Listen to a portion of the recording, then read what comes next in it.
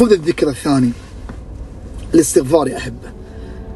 ما في أحد يمكن منا الآن يسمعني إلا ربما أصابه هم، أصابه ضيق، يتمنى الرزق، يتمنى الذرية، يبغى الله سبحانه وتعالى يحقق له ما يريد.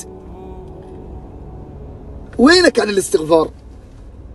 لسانك رطبه بالاستغفار. بعض الناس يشكي للناس وما عمره يوم من الأيام نزل هذه الجبهة لله وأطال في السجود وبث أحزانه إلى الله سبحانه وتعالى. والله سجدة واحدة طويلة تخرج من قلبك كل شيء لله، الله سبحانه وتعالى يجعل لك من كل هم فرجا ومن كل ضيق مخرجا، بل الله يفتح لك الرزق اللي ما له حد ولا عد. قادر الله سبحانه وتعالى. لكن مشكلتنا انه ايش؟ نتوجه للخلق وما توجهنا للخالق سبحانه وتعالى.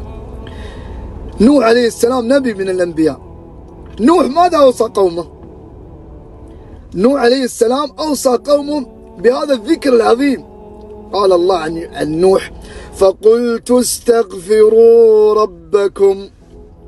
نوح عليه السلام الآن يقول لقومه: يا قوم استغفروا الله.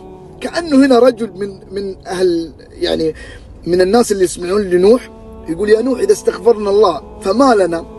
فماذا قال الله؟ اسمع ماذا أعد الله للمستغفرين. فقلت استغفر ربكم إنه كان غفارا. أول ثمرة تكسبها من الاستغفار إن الله سبحانه وتعالى يغفر ذنوبك. بالله أنت محتاج إن الله يغفر ذنوبك؟ والله كلنا محتاجين إن الله يغفر ذنوبنا ويكفر عنا سيئاتنا. فقلت استغفر ربكم إنه كان غفارا.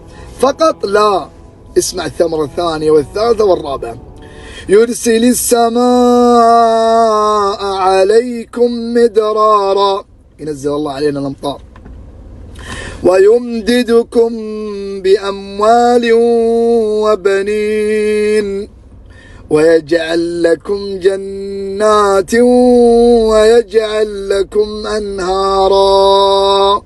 الله أكبر.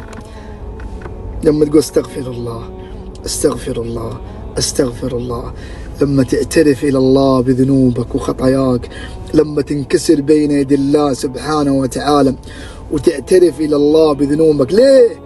لأن الذنوب من أعظم أسباب محق البركة، لأن الذنوب من أعظم أسباب تعسير الأمور،